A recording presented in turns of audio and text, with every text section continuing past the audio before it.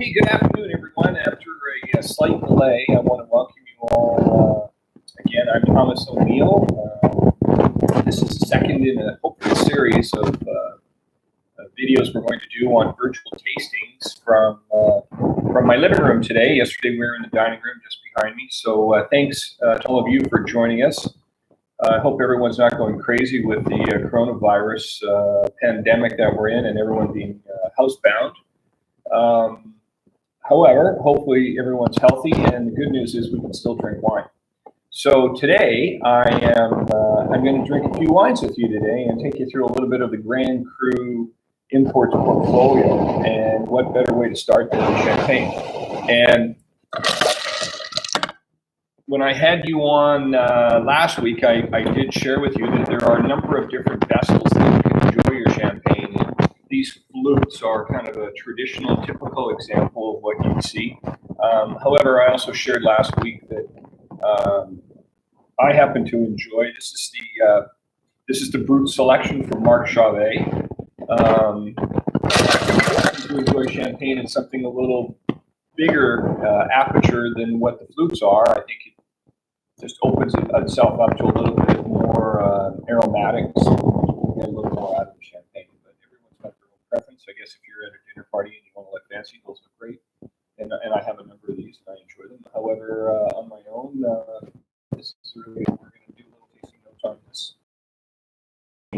And then from there, we're going to head south, very far south. Last week I shared with you that Champagne is about a 45-minute fast train TGV ride out to from Paris to Reims or Epernay, that area where Champagne's grown. Obviously, being northern France, quite cold, can get quite wet. Years ago, Chloe did some training in New Zealand, and in fact, when they make their wine, Nicholas runs the vineyard, and Chloe makes the wine. She makes it in rather a floral, feminine style of champagne, and you definitely get a sense of that when you try their champagne.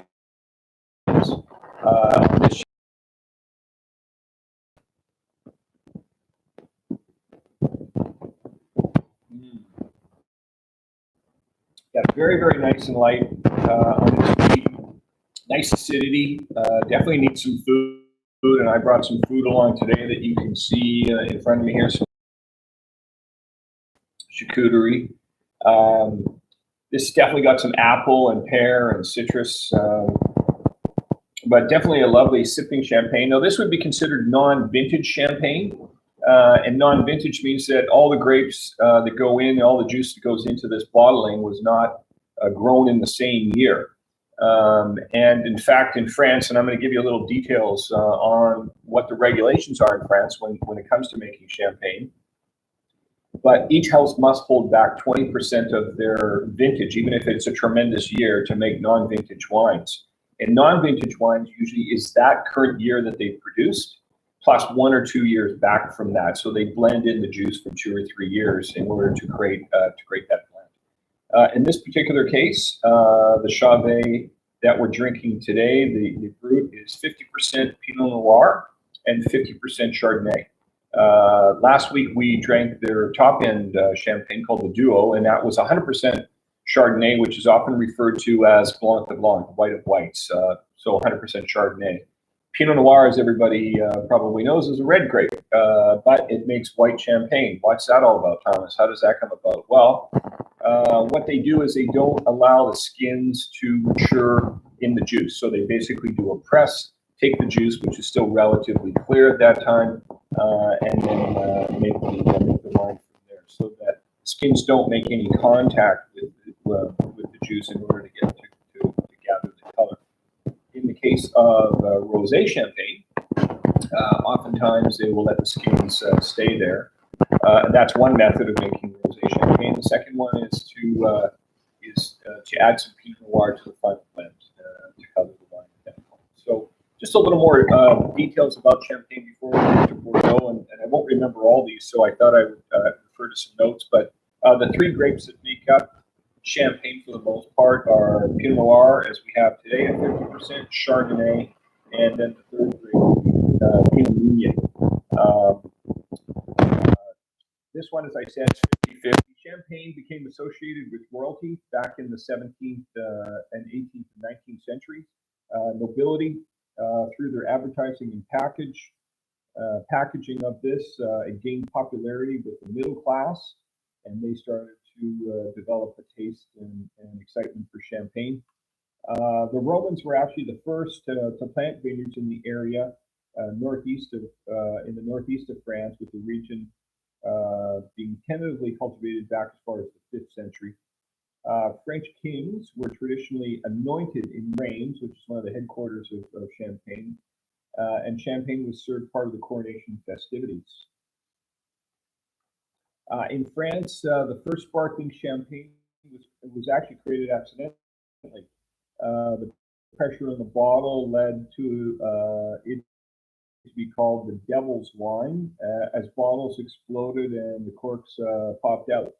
At the time, bubbles were considered a fault in the wine, believe it or not. And in 1844, Adolphe Jacquesson invented the muselette to prevent the corks from blowing out. And this is what the muselette looks like. That's the wire that goes on the top of the bottle in order to keep the corks from popping out. I've had instances in the past where I've taken the muselette off, and there's been so much pressure inside the bottle that it's just the cork just exploded on its own. But yeah, it's a handy little thing so you don't get poked in the eye when you have a bottle of champagne in your hand. In the 19th century, champagne was noticeably sweeter than champagnes of today. The trends towards drier champagnes began when Perrier-Jouët decided not to sweeten his 1846 vintage before exporting it to London. The designation Brut champagne, Brut meaning dry in French, was created for the British in 1876. Method Champonnet, the method on how they make champagne, is after the primary fermentation and bottling, the second alcoholic fermentation occurs in the bottle. This second fermentation is induced by adding several grams of yeast and what they call rock sugar to the bottle. Although each brand has its own secret recipe, according to the appellation New Origin Controlling, a minimum of 1.5 years is required to completely develop the champagne. For years where the harvest is exceptional, they declare a vintage like they would do in port, or what they call a millésime. And in order to declare millésime, those bottles must be aged for a minimum of 3 years. And they would be, in the years that they're aged, they actually get a crown cap, much like a beer cap would go on top of the champagne.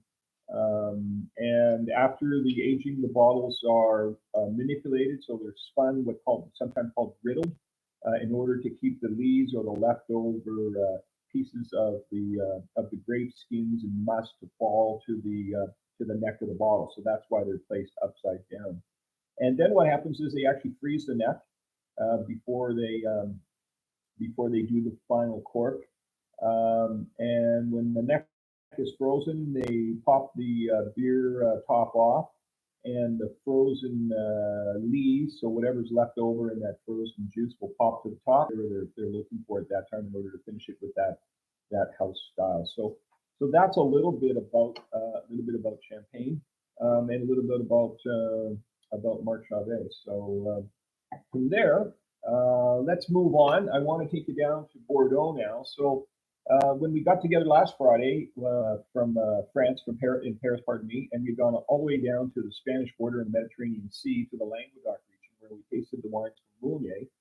Today we're not going to go that far south, but we are going to go a little bit further west as well, onto the Atlantic Ocean. And we're going to go into the Bordeaux region. And Bordeaux is, one of the biggest areas of production of wine in the world. I remember being there many years ago. I read a sign that said there were 6,000 producers in the area of Bordeaux, and in the region of Bordeaux, and I was like shocked by that. And recently we had a representative here from our negociant in France, and he said it's actually about 9,000. So as you can imagine, many of those producers never see their the product come outside of France. It's consumed entirely inside of France. And the whole idea kind of behind building the Grand Cru portfolio was to bring in these lesser known, small boutique, oftentimes family-run, very small estates that make very limited production of wines, and bring them into Canada so that everyone can have a chance to try some of these tremendous wines, and sometimes at incredible values as well. When you head into Bordeaux, Bordeaux is split between two regions, really. It's on the Atlantic Ocean. River comes in called the Gironde River, and I know Mark has sent out a map to you today in the link earlier that kind of shows that. And what they divide Bordeaux into is the left bank, they call it, and the right bank. The left bank being much more famous because that was what the 1855 classification is, that Napoleon sent his tasters down to Bordeaux in order to come up with what he thought were the best wines of all of Bordeaux. So you often hear the term first growth, which we know would be Margaux and Lafite, Latour. Mouton Rothschild would be one of the last ones to be added back in, I think, 76. I think I've missed one here. Lafite, Latour, Margaux. Aubryon is the other one, pardon me. So these would be the absolute best wines, first, second, third, fourth, all the way down to fifth growth. Now, there's some arguments within the industry that maybe some of the second growths are as good as the first growths. One could argue producers like Le Mission Aubryon are better in some years than the first growths. It's a very political thing in France, as you can imagine. Some of the second growths should probably be fourth growths. Won't name names, but obviously there's a lot of money involved in something like that, because to get a first growth or a second growth designation means you can command more money for your wine. So when the Gironde River comes in from the Atlantic, the left bank, the terroir, the topography there is relatively flat. In fact, it's almost completely flat, and it is just absolutely beautifully picturesque. If you get a chance to go to Bordeaux, you're in for very much a real treat. The left bank is just one castle after another castle or chateau. I think one of the very highest points on the left bank would be Chateau Montreux, Mont being mountain, Rose being red flowers, so the red mountain. And I can't quote you the exact elevation of Chateau Montreux, but I bet you it's no more than 200 or 300 feet above sea level, above the Gironde River. So the soil there is made up mainly of gravel, which does exceptionally well for the Cabernet Sauvignon grape. Cabernet Sauvignon is could arguably be classified as the male grape. It's a big, tough-skinned red grape. It doesn't like a lot of water. It likes to go out and scavenge and hunt and find its water. So it tries to go down deep and find the moisture and nutrients that it needs. You can't irrigate except very young vines in Bordeaux in the first 3 years of their lives. After that, you can't irrigate at all. And in fact, they've shown that if you do irrigate, the roots will turn around from going down and come back up to the surface because they find the moisture at the top. So that doesn't make any sense at all to irrigate. So Cab being very much this hunter will go down. The soil is perfect, being gravel, because it has to go deep to find moisture, because gravel, as we all know, won't retain very much moisture at all. And if you look at the grape varietals that make up most of Bordeaux wines, it's not all Cabernet Sauvignon, but the left bank is predominant in growing it there because that's what the soil gives up. For the most part, the 5 or 6 grapes that make up the red Bordeaux would be predominantly Cabernet Sauvignon on the left bank, Merlot on the right bank, but there is Merlot grown on the left bank, and just as there's Cabernet grown on the right bank. There's also Cabernet Franc, Petit Verdot, and in some cases you'll see a touch of Malbec or a touch of Cabernet in there as well. So today what we're going to do is we're going to start with a white. Just put my notes here to make sure that I've got them right order here. Yeah, so we're going to try the Shekel de la Grave, the white wine. This is made up of 70% Semillon. Okay. Right here I'm getting some echo, so I'm going to change where the microphone was. Hopefully this improves. How's that? Okay, so going back to this, this is 70% Semillon, which is one of the predominant grapes that's grown in the Bordeaux region. The other one would be Sauvignon Blanc, and this one has actually got 30% Colombard, which is a grape that you don't often see, but it's still permitted to be grown in the Bordeaux region. Very strict on rules.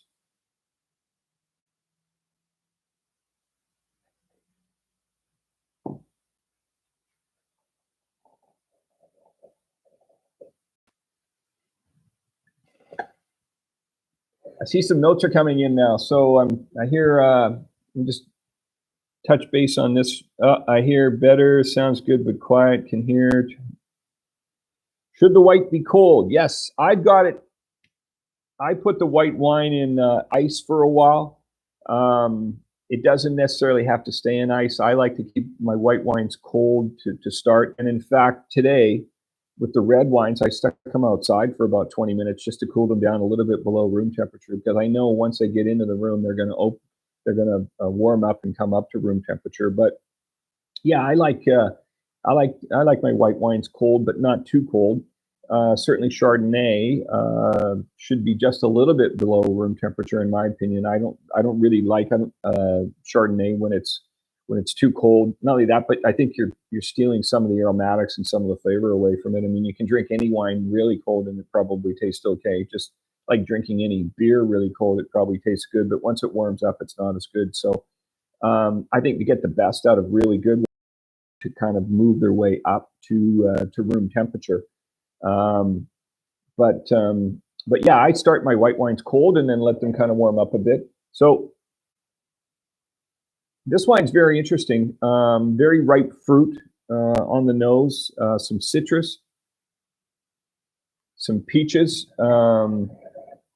You get a lot of, I get a lot of minerality on this, or what I would call talc.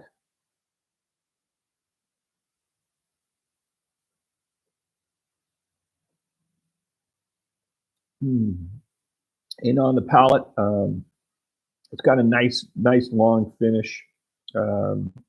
Got some substance to it. Could certainly hold up to some food today. I've got a little snack, as I mentioned here, that I would, if I had more time, I would jump into some of that and enjoy this wine along with you. But my driver tells me I got to keep rolling. So very nice white wine. This is on the right bank, by the way. So this is from the Côte de Bourg. So just if you look at your map, just on the other side of the Medoc.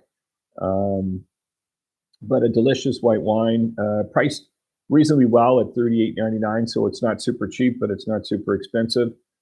This is an award winner. So in the Concours competition in Paris in 2018, it won the top award. Will it age? Yes, it will age nicely. I would have no hesitation in putting this in my cellar for upwards to 5 years. I think it would do. I think it would do exceptionally well.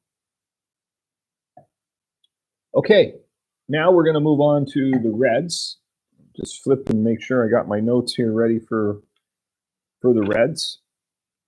And the first one we're going to do is the Bréhat, and this is from the Côte de Castillon.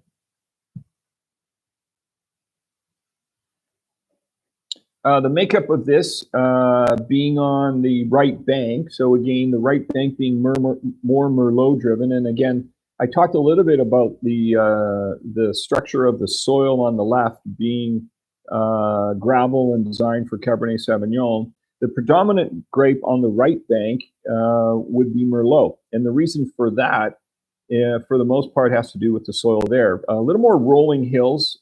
Saint-Emilion is a medieval town. If you ever get a chance to go to Saint-Emilion, I highly recommend it. It's very picturesque. but it's on a hill, not a huge hill, but it is on a hill, and you'll see on the right bank more rolling hills. And what you're going to find as a soil composition there is clay and more limestone. And the clay obviously retains water, and Merlot loves water. It's not a hunter like Cabernet Sauvignon, and it doesn't want to go down and find its nutrients and moisture. It likes to kind of hang around in the clay. So Merlot really likes to grow in clay. What you'll notice is that the Merlot-driven wines, for the most part, are much more fruitier. Cabernet Sauvignon gives it more backbone, more structure, but Cabernet Sauvignon wines take a while to come around. There's not very many of them that you can open right away and enjoy immediately. Perhaps the exception to that would be California, where they're made in such intense fruit that opening them right away is pretty good, although you probably enjoy them more if that baby fat disappears and you drink them 2 or 3 years out. So what you'll notice on the left bank is that if they're predominantly Cabernet Sauvignon, they will add some Merlot in. And the reason why they will do that is to get the wine a little bit more of the fruitiness and then make it a little bit more approachable earlier in its life, so it doesn't have to be aged for as long. And it gives the wine a little more roundedness, a little more complexity. So this wine, coming from the right bank, is made up of 70% Merlot, 15 Cabernet Sauvignon, and 15% Cabernet Franc. Let's see what we got here.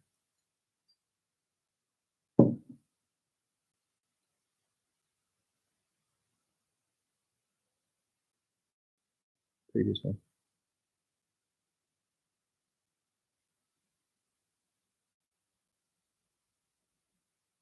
Okay, so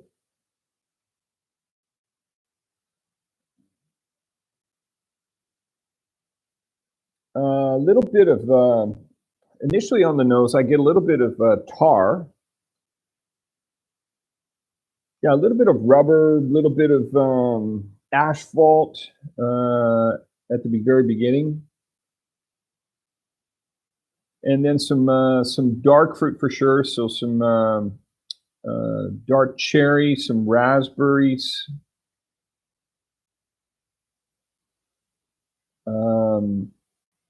be a little touch of cranberry on the red side.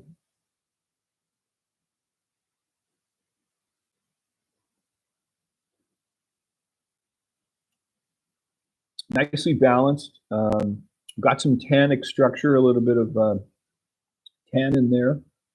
You can kind of feel it on your tongue. And by the way, this is a 2015, so we should talk just a moment about vintages in Bordeaux before we move on to the next wine. But 2014 would have been a typically good year in Bordeaux. Kind of a good year for more of the early drinking type of wine. So we at our tasting that we did at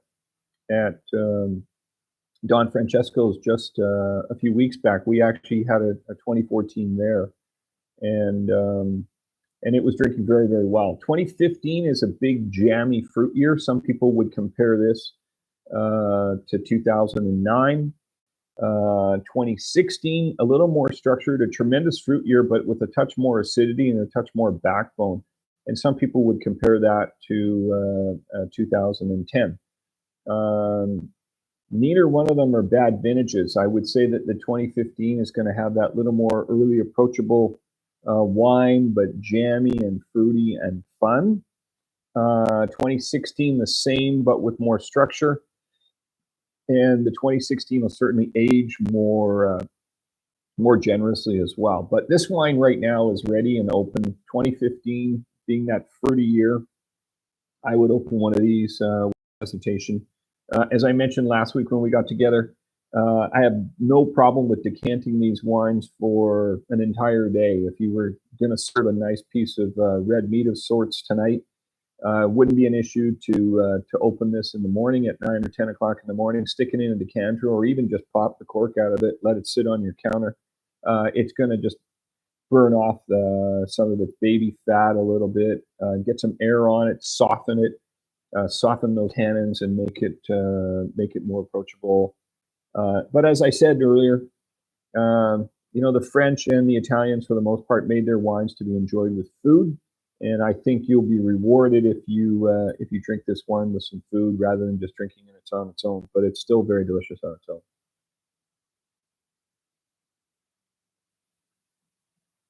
Very nice balance, nice finish.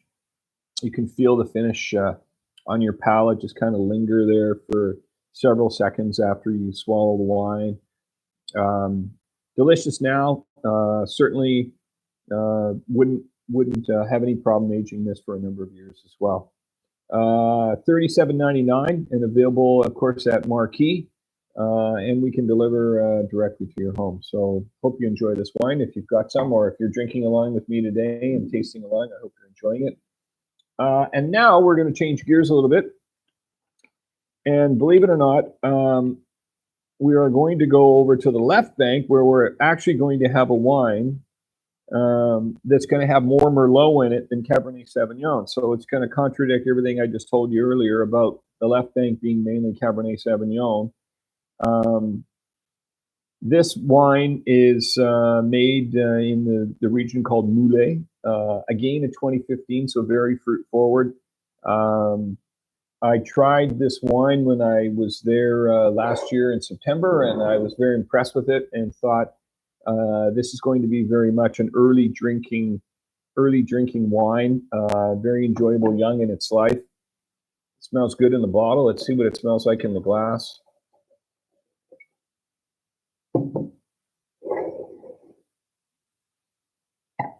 Colors between the two, fairly similar. Not a lot of color difference between the two of them. Yeah, a touch of vanilla on this. This sees 16 months in oak, which oak will integrate over time, but when it's relatively young, will give the wine some vanilla on the nose, and you can definitely get that here. Little bit of violets, I believe, in that. Maybe even some sandalwood, and definitely the dark fruit spectrum. Again, I get cherry on this probably the most. Yeah, dark cherry for sure for me. Not as much blueberry on this, but a touch of that there for sure. Yeah, this wine's got a very nice perfume to me. I like smelling this wine. This is just fantastic just smelling it for 20 minutes. But we should probably drink it now that we're here.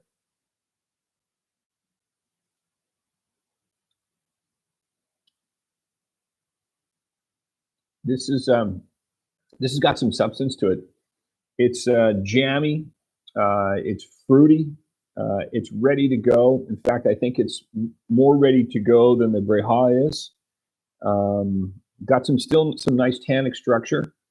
Will age, as I mentioned. These will all age easily for 5 or 10 years. I wouldn't be in a hurry to pop them right away, but they are certainly enjoyable right out of the gate. When I was drinking this wine in Bordeaux at Company Mediterranean, our negociant's office, I like to put little notes as I'm writing, and one of the notes that I wrote was fun. This is big, jammy, and fun. A little more expensive than the other wines that we've opened today. Runs $46.99, but I think it's worth it.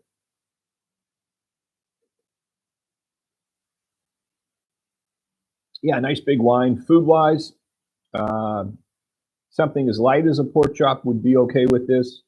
Lamb, certainly beef, maybe even some duck would go with this. A tomato sauce, yeah, I don't know if you're doing it justice. I like to have Italian wines when I have Italian food, but that's just me. But this is a very nice wine. Let me go to some questions before we sign off. I know there's been a number of them that have come through, and I've kind of seen them all here.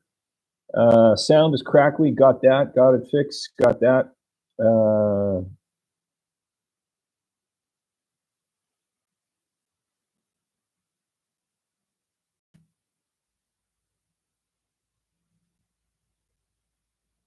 Craig Perry, sniffing it for 20 minutes. Is that the Joe Biden approach to wine tasting? Love it. Craig, thanks for all the great comments. Okay, well, that's all I have for today. Thank you for joining me. It's a beautiful day in Vancouver. Thanks for coming to my living room today. I hope we all get out of this pandemic relatively soon. I know a lot of people I've talked to on the phone are getting a little squirrely. Being around their family has been tremendous, but being around everybody every day for this long. Let's hope there's some light at the end of the tunnel and we come out of this thing and we're all back to work in the next 4 weeks or so. I think if we have another 2 or 3 months of this, we might all go crazy.